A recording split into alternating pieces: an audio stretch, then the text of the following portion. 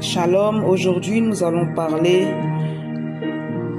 du livre de Jean chapitre 11 verset 40. Et ce verset nous dit, Jésus lui dit, ne t'ai-je pas dit que si tu crois, tu verras la gloire de Dieu. Amen. Ce matin, bien-aimé, j'ai une parole pour toi. Que le Seigneur veut te parler ce matin, le Seigneur veut te dire que ne t'ai-je pas dit que si tu crois, tu verras la gloire de Dieu. Je vais te poser une question. En qui crois-tu? Est-ce que tu crois en Dieu? Est-ce que tu crois en ce que Dieu te dit? Est-ce que tu crois aux promesses de Dieu ou est-ce que tu crois aux paroles des hommes? Est-ce que tu crois aux paroles de l'ennemi?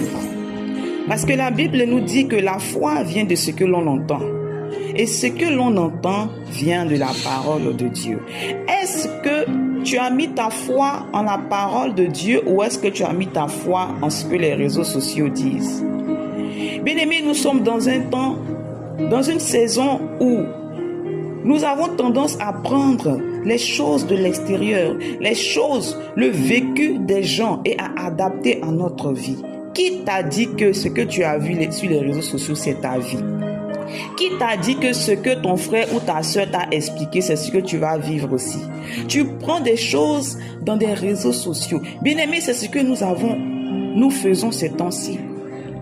Nous regardons des choses sur les réseaux sociaux, nous voyons que telle personne a eu un malheur, quelque chose est arrivé à telle personne et nous nous disons, ah, ça ressemble à ma situation. Donc ça veut dire que c'est ce que je vais vivre aussi. Arrière de moi, Satan. Dis avec moi, arrière de moi, Satan. Ne t'ai-je pas dit que si tu crois, tu verras la gloire de Dieu?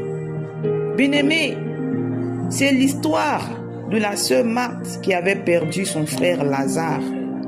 Alors que tout le monde pensait que c'était fini. Mais l'agenda de Dieu continuait dans la vie de Lazare. Alors je veux interpeller quelqu'un ce matin. Je veux te dire que si quelqu'un a vécu quelque chose autour de toi, cela ne signifie pas que toi aussi tu vas vivre cette même situation. Non. Parce que l'agenda que Dieu a prévu pour toi est différent de l'agenda que tu as vu dehors. Ton histoire n'est pas la même que l'histoire de celui que tu as vu ailleurs. Ton histoire est différente. Ton histoire est unique.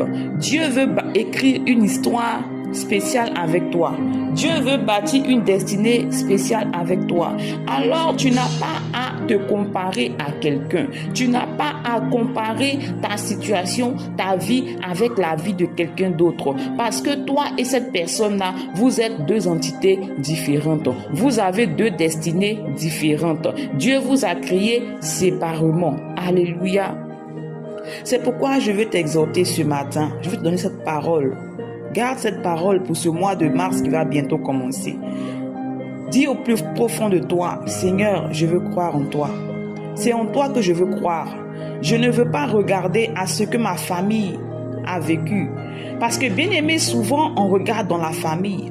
On dit, bon, moi dans ma famille, il n'y a pas de mariage. Donc ça veut dire que pour moi c'est fini. Souvent on dit, bon, moi dans ma famille, je vois que les gens tombent malades comme ça. Donc ça veut dire que ça va arriver aussi. Refuse cela sur ta vie. Refuse cela.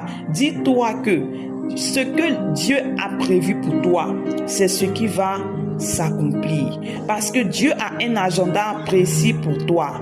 Ta situation ne s'arrête pas là où tu penses. Non, Dieu a un agenda bien plus grand que ce que tu ne penses. Donc, la solution que tu dois faire, c'est de chercher l'agenda de Dieu pour ta vie. C'est de demander au Seigneur, Père, qu'est-ce que tu as prévu pour moi? Qu'est-ce que tu me réserves? Regarde ce que le monde me donne. Le monde me donne l'angoisse. Le monde me donne la peur. Le monde me fait croire que mon histoire là, c'est comme tout le monde. Alors que moi, je sais que tu as un agenda précis pour moi. Tu as une destinée, tu as un plan pour moi. Et ce plan-là, Seigneur, je veux connaître ça. Je veux savoir la mission spéciale que tu as prévue pour moi. C'est comme ça, bien-aimé, que tu dois prier. C'est comme ça, c'est ce que tu dois demander à Dieu.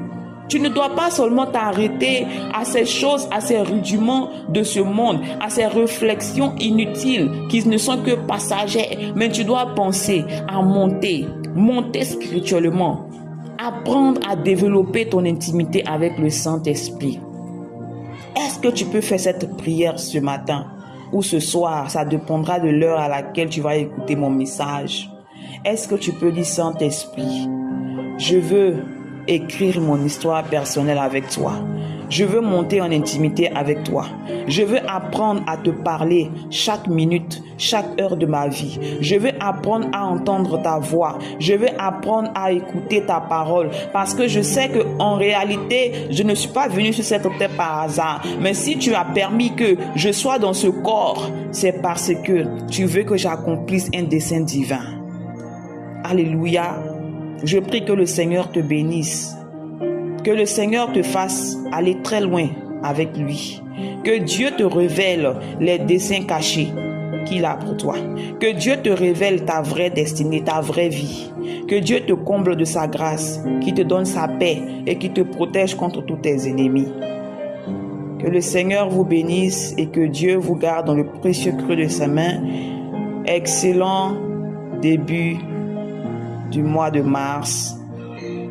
Merci à vous et on se retrouve pour le prochain audio par la grâce de Dieu au nom